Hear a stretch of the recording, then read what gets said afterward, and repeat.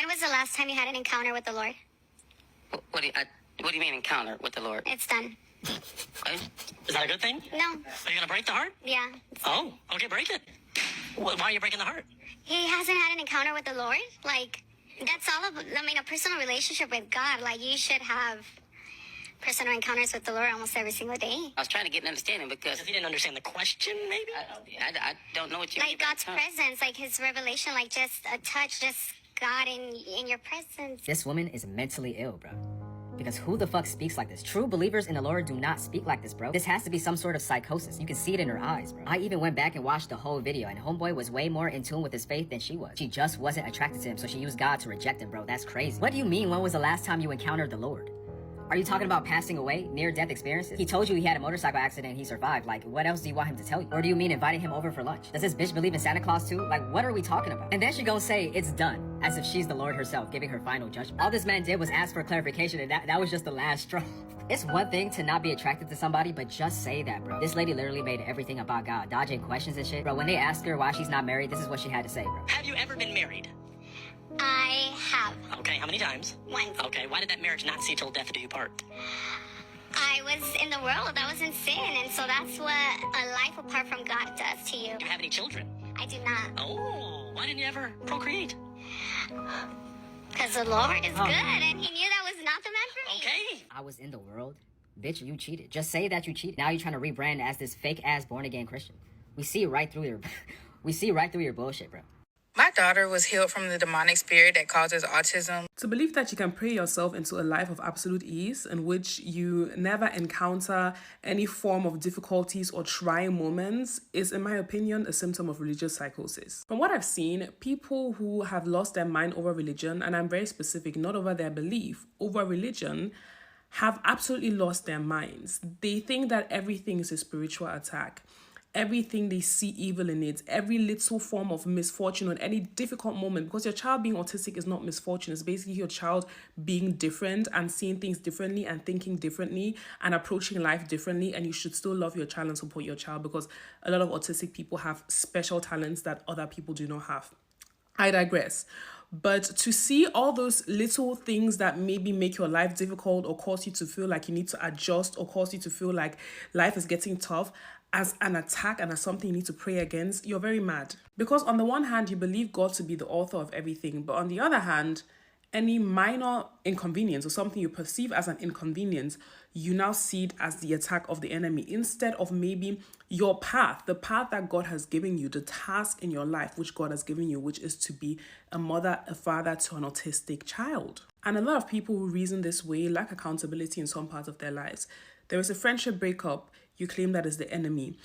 You are single, is God punishing you, is the enemy. And it's not the fact that maybe you're not going out and socializing. Everything is everyone else's fault. It's the spirit's fault, but it's never your fault. But you need to remember that sometimes it's not your turn, or it's not even your path. What you want is not what's meant for you. Or sometimes you just need to accept life the way it's given to you. Accept the task that you've been presented with and make the best out of it. Sometimes that is your purpose. Letting my baby listen to a song that I should have done more research on, and I'm here to tell you about it because I feel like such a bad mom. I never thought to even check the artist. Terrible mom mistake. This is what she looked like. Yeah. Literally gives me the heebie-jeebie chills. Ugh. You can look her up and see some of the songs that she sings, and in my opinion, they're demonic. And I literally almost cried. This is the song she's talking about. And when I watched her video and I watched her follow-up video, I could see myself. That's exactly who I used to be. And in her follow-up video, she feels extra validation and justification in feeling that way because according to her, people attacked her for having that opinion. When you're living in that mindset, it's almost as if you craved disagreement. If someone tells you that you're overreaching or that you're being an extremist or that you're going too far, your brain lights up with sparkles. It's almost like it gives you such a feeling of accomplishment. Religion wires you to feel like you're under attack anytime someone disagrees with you and then gives you that feeling that you must be doing something right. The opposition is literally your sign for divine approval and the sign that you're on the right side. And because I was always craving that feeling of accomplishment and divine approval, I was always looking for things that would put me under attack. It would be music, it would be children's stories, it would be books, it would be literally anything I saw. I was like, that is from the devil, and I'm immediately under attack, and I gotta share that with the world. I'm sure that was the cause for my extreme anxiety, and I'm so happy I'm free from that. I could not imagine putting my kids through that much stress. For the past couple weeks, I've been feeling convicted. Every time I sit on my toilet, I see my Dr. Bronner soap, right? I constantly buy these products. And every time I sit on my toilet and I'm just looking and I just keep seeing this weird picture of Dr. Bronner. And I'm like, something keeps convicting me because it looks evil. Why does he look evil? So what I would do is every time I would just sit here and I see it, I would just turn it around like this so I didn't have to look at it. But then I came across this video and it all makes sense now. And for everybody who buys Dr. Bronner's soap, real quick, let me just tell you that Dr. Bronner became very zealous and vocal about his religious philosophy, about some kind of all-one God faith. In 1947, he was speaking at the University of Chicago, and he was actually arrested and placed in a mental institution where he repeatedly received shock treatments. And I want y'all to read what's on these labels. It's a bunch of weirdo stuff, down to the people he works for. I mean, this soap is talking about Muhammad. It is talking about uniting all mankind against some enemy. Laws of the universe, weirdo stuff. It says, listen, children, eternal father. It talks about the Star of Buddha, Bethlehem, the moral ABC code, the messenger of God's law. Read what's on this. As you can see, it says all one, right? For the all one God faith that he believes in. I'm gonna need y'all to just pause the video whenever y'all want and read it for yourselves, what you guys see. The dude was Masonic. He's literally promoting the Masonic temple. The soap is full of blasphemous things about Jesus, saying that Jesus was taught by some old dude from Babylon. And it's a whole bunch of demonic doctrine on this. He says he's trying to unite all one God faith, whatever the case may be, and he's using this soap to do it, which he says is the Amish horses, Amway, AT&T, and avocados. Some crazy nonsense, bro, on that soap. Some mysticism, spiritual weird stuff. And make sure that we're reading, that we're looking, that we're listening for the things that we are consuming. We're bringing in things that is literally witchcraft into the crib. This dude had to lose his mind somewhere. Y'all gotta be vigilant, bro. Look, he got products for children and babies. Y'all putting this on your kids. It literally says that 6-year-olds won't be able to grow without his ABC demonic doctrines, and any 12-year-old without it is gonna die. This is literally witchcraft. Like, y'all gotta be careful. Be vigilant, bro. Like, what is you talking about? What? Talking about spaceships, talking about Israelites and blacks and Arabs and all this crazy stuff, bro. And every time you buy it, that's what you putting your money towards. Just be careful, yeah. I'm just trying to warn y'all. We're covered by the blood of Jesus, but if you bring it into your house willingly knowing what it is, meaning after you watch this, it's still in your crib, then that's going to be between you and God respectfully. But I'd get it out of my crib if I was y'all. I swear more and more by the day. Y'all Christians make my ass itch. Not all y'all, but some of y'all. Because that white lady really came out here talking about how fucking soap is demonic. She really called it demonic soap. Girl, what the fuck? It's soap. Like, bro, it's soap. She's talking about, oh, I've been using this quote-unquote magic soap. Bitch, it's fucking soap. And then she's talking about, oh, look at this person on the back. Girl, duh. That's, what's his name? That's Emmanuel Bronner, the fucking creator of the soap. Oh my God, y'all getting slower by the day. Y'all make my ass itch. Like, bro, ain't no way y'all this goddamn dumb. Y'all swear everything is fucking demonic. Like, bro, how is soap demonic? You been using it for fucking what? For months and it haven't done nothing to you. Bro, it's soap. Calm the fuck down. Like, god damn.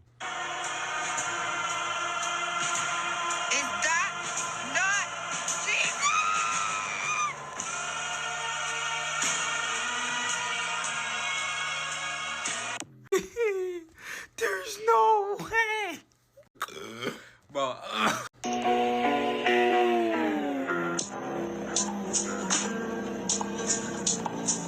I fear they are being serious. I fear they are being serious. I fear that this is for real. I fear that this is for real. I just made a video about this same shit like a few days ago. Somebody tagged me in this. And there's no way these people are real.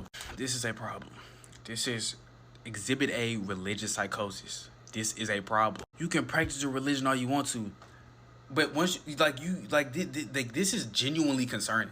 This is signs of some mental thing going on. Actually, I'm not even trying to be funny. This is a problem, and saying that this is okay because it's religious leads to further problems. This is intentionally validating someone's visions that we know aren't real, but we validate them anyway. That just leads to more hallucinogenic visions. This is a problem, and this should not just be glossed over, and we shouldn't just ignore it. I know I'm finna get comments, why you just hate on Christians? I don't hate Christians at all. I swear to you I don't. But this is a fucking problem. I am pleading with you guys. Please leave this African spirituality. Please leave it alone. This is another case of colonial psychosis disorder. The way that he's pleading to the Black community to leave voodoo alone. But you might be wondering, where did he get this information? It falls under either or thinking. It's the my way is right, your way is wrong. There's only one white way to do it, and if it does not uphold European interests, it's wrong. We also see this ideology uphold in the letter from King Leopold II of Belgium, where he says your evangelization must inspire above all Belgium interests. So when he's saying stay away from voodoo, you must ask yourself, what is he actually saying and who does it help? Luckily, because my background is Haitian, I have access to legitimized information in regards to voodoo that hasn't been tainted through the lens of white supremacy. With that information, I am aware that voodoo played a huge part in the Haitian Revolution. So it wasn't Jesus, it was voodoo. Jesus taught through the lens of white supremacy is telling you to turn the other cheek. Voodoo is used to give you strength to fight for your freedom. Christianity was used as an excuse to put on chains on your ancestors. Voodoo is the one that removed it. Now, are there harmful practices within voodoo? Yes. But do you want to hold that same microscope over Christianity? Yeah. I didn't think so. Please like and share this information because I don't want him to be the voice of what voodoo is and is not. I'm really confused how we're not at the point in history that religion is considered psychosis. Why? I saw a video of a woman who had to tell her 6-year-old that her friend died in the floods, which is horrifyingly sad. And death is a horrible thing for us to go through. Her daughter responded basically crying and saying that she wanted to die so that she could go to heaven with her friend. And her mom's response to that, to a 6-year-old, was to remind her that if they're still here, God has a reason, and then they have a plan. I want you to take that same fucking energy and go talk to that 6-year-old's mom and tell that to her face. Tell her, well, we're still here because we have a plan. No, obviously the plan was to kill your 6-year-old. How do you guys see shit like this? How do you see floods and natural disasters and then be like, God's plan, and then still like him? Fine, if you believe in God, then he is letting you guys fucking die. He's been murdering you. He let this admin happen. He lets kids in Africa go hungry so you guys can go be missionaries and feel good about yourselves. He allows all of that. Your sacred God. I'm so fucking tired of religion. I'm so fucking tired of you guys. Oh my God, I almost died. I wonder why the deconstruction movement is so large and that people aren't going back to church. Look at that comment section. A few people that tried to explain in the comments saying my mom told me that nightmares was really demons possessing me and haunting my room. I had PTSD and months of nightmares. This person goes, my pastor, uncle, and aunt tried to perform an exorcism on the schizophrenic foster child instead of getting help for him. Want to know my years of religious trauma? I used to be a missionary. I preached. I did praise and worship in church for years, for 5 days a week because my mother was mentally ill and she found a way to do it. You just gotta go to 3 churches at the same time with different hours. Anyway, 11 years old, a pastor tells me to stand up in front of the congregation. I do. I don't know why. He goes, explain sex to the rest of the congregation. I look around.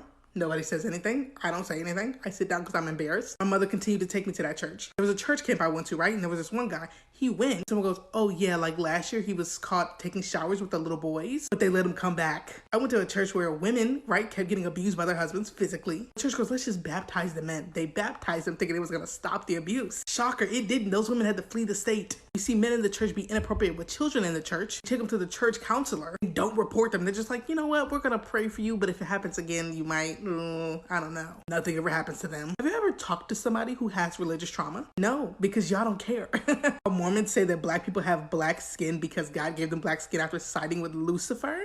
Anyway. A lot of people who have major anxiety, major depression, contemplating taking their lives. We get people that say, if this doesn't work, this is it. I'm not doing it anymore because it's been incredibly traumatizing. So if this doesn't work, I'm done. We are coming in contact with people who have been gaslit when they're having real problems, spiritual leaders who are trying to alter the reality of people who are saying they're being hurt and abused in these spaces, people who need their human emotions addressed, and we have people in ministerial positions who are using scripture to bypass the human experience of people. You need therapy. Absolutely. The scripture ain't gonna do it. It's not enough. No, it's not enough. There's some God-given resources that we have, and we can seek the help that we need.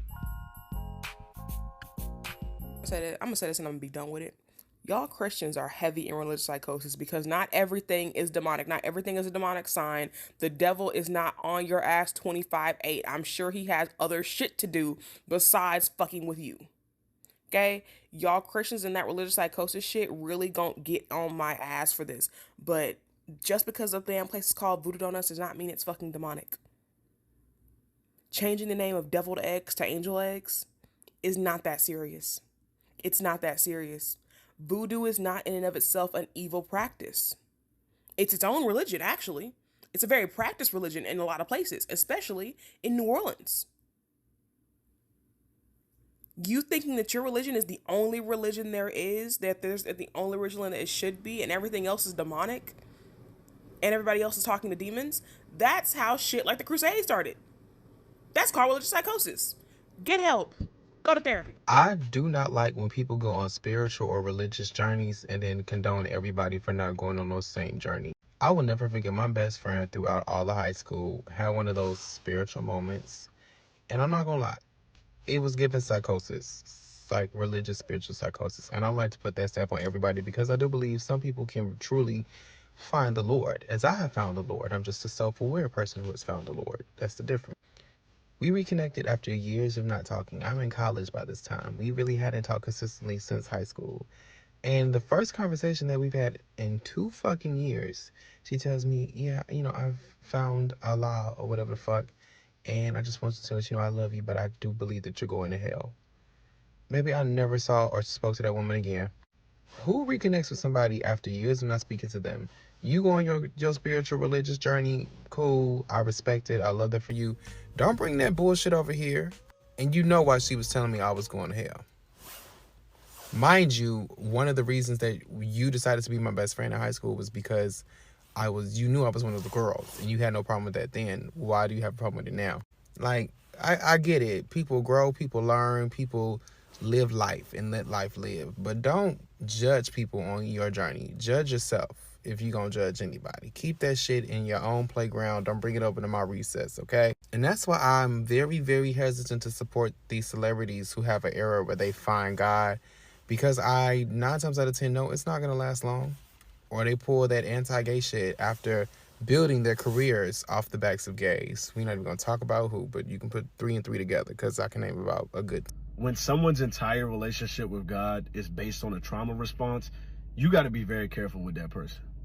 Like, very careful. You have to be careful what you do. You have to be careful what you say. You have to be careful what you disclose and how you act. Individuals who have used their relationship with God or their religion as a complete trauma response, you got to think about it like this. They use their view of religion, their very specific view of religion, to overcome some very rough things. They use this very strict way of seeing God, this very strict way of thinking this is good, this very strict way. They're using that to survive some storms nobody else in their life knows they've seen, right? And so when you do anything outside of that box, it's like you're threatening their very means of survival. And I think this is true for all faiths. But I'm a Christian, so I'm going to talk about mine. When you meet a believer like this, and you do something outside of their box, it makes them turn into the type of Christian that prays about you instead of pray for you.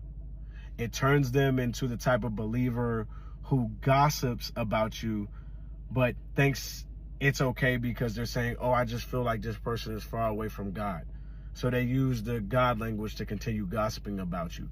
When somebody's relationship with God is a complete trauma response, you got to be careful with that person. I saw a post that was asking why are religious people more prone to bouts of psychosis? And it's because they don't believe in something that is based in reality. And so whenever their psyche starts to shift and the things around them don't start to make sense, they start to blame them on things that aren't based in reality. And then the people around them affirm these delusions because they also believe in something that isn't based in reality. And they blame it on other things that aren't based in reality. Think about like people having bouts of mental health and then they blame it on demons or the devil. Like whenever people start hearing voices, they say that's like a spiritual connection from the higher power that they believe in. And since they're in a community that reaffirms these delusions, they already have a belief system that isn't based in reality. They are more prone to believing these delusions and just sitting in them because there's nothing to bring them back to reality. Like think about the comments on anybody's post that is obviously going through religious psychosis. All of the religious people in there will be like, don't listen to anybody who's telling you that this is psychosis, like it's real, it's from God, and it's making it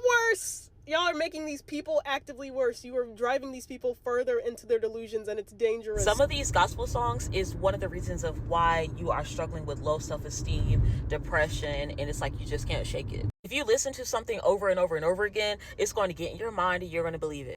That song, I'm Nothing Without You by Jason Nelson is a perfect example of this. In that song, you keep repeating, I'm nothing without you, I'm nothing without you. However, if a man was to reverse it and say that to you, you're nothing without me, now is verbal abuse. In turn, you're verbally abusing yourself, but you're just putting the Jesus label on that. And then when you do start to have healthy self-esteem, now all of a sudden is pride. And one of the reasons of why a lot of us do not catch it is because growing up, we were told you will never amount to anything. You will never be anything. Our parents spoke negatively to us. Our parents verbally abused us. And then we grew up thinking that was just how you love. Nonetheless, you can religiously serve whoever you want to serve. It's not normal to put yourself down just to exalt someone else.